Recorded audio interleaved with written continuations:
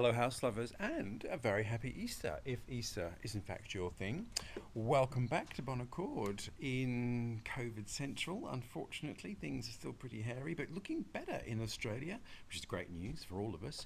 I have, of course, come out on an essential service, which is to come and visit Bon Accord and to further the narrative with Adrian Richardson of La Luna Bistro. So we've met him not once, not twice, but now 3 times. And he was just so interesting and fascinating. And today he is going to tell us all about his own personal history of how he came to be interested in cooking and how he came to be a professional chef in the first place. But first, how did you get into cooking? What is your kitchen experience? Did you grow up with cooks? Were you in the kitchen as a kid? Well, cooking goes back many generations in my family. On my father's side of the family, my grandfather and great-grandfather were chefs. My uncles were chefs. Oh my God. So and then, you couldn't become an accountant or a lawyer? No. Well, actually, I was going to become a pilot. My father was an airline pilot, and at the age of 16, I was no longer required at school, so I went and got my pilot's license. I re-enrolled back into school, but to pay for my flying lessons, I went and worked in a kitchen. And then, I know. And Seeds were sown. Exactly. And while I was working in the kitchen, I sort of fell in love with kitchens. The flying lessons fell by the wayside.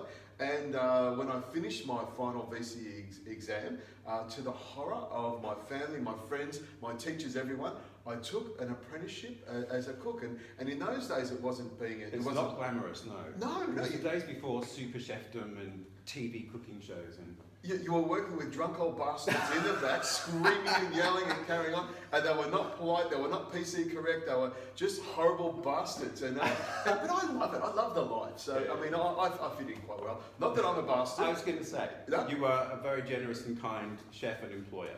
I can work around bastards, they can scream and yell all around me, it just doesn't bother me, it just bounces off me, and I get on with what I do. Mm-hmm. Maybe we should go and look at your kitchen. Okay. An industrial kitchen that is made to work. It's all stainless steel, which is why I love, instead of talking about surfaces that are all, laminated and all those things. Let's talk surfaces. Stainless steel, the best. Is it easy to maintain? Does it scratch? Does it stain? Yes, all those things, but it's easy to scrub down. Would I recommend stainless steel at home? No. I think for splashbacks in certain places, yes, stainless steel is good. But if you want to cook at home, you want that earthy, homey feeling, I love wood. Thank you very much for your time. I hope the next, 1 month, 2 months, 3 months, whatever it might be, pans out for you and your team. We look forward to La Luna opening again and coming back to enjoy your brilliant cooking. I will survive and I will be back, I guarantee you that. I think it might be a great time to just go and have a look at the rental house that we are living in at the moment, because the kitchen there is so badly designed, it actually exemplifies many of the things that Adrian pointed out last week to look out for in terms of your own design for your own kitchen, such as dishwashers that open that prevent you from entering the room, fridge doors that block entry, etc., etc. So let's have a little moment and check out our house in Kew. Hello house lovers, and welcome to Kew in Melbourne, or Far Kew as the good doctor and I like to refer to it as.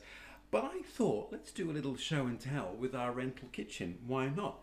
Because having spoken to Adrian over the last week about design elements and what to avoid and what to try and make not happen in kitchens, I thought on considering the kitchen that we're in, some of these mistakes are right here, so I thought I'd just show you. We're all learning. I'm finding this very interesting. How you solve these problems, I don't know, but that's for another stage. Observe.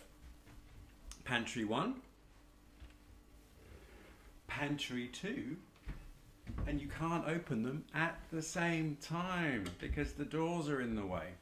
Anyway, there you go. Design flaw. I'm not quite sure how you'd fix it, but let's go and look at the other one.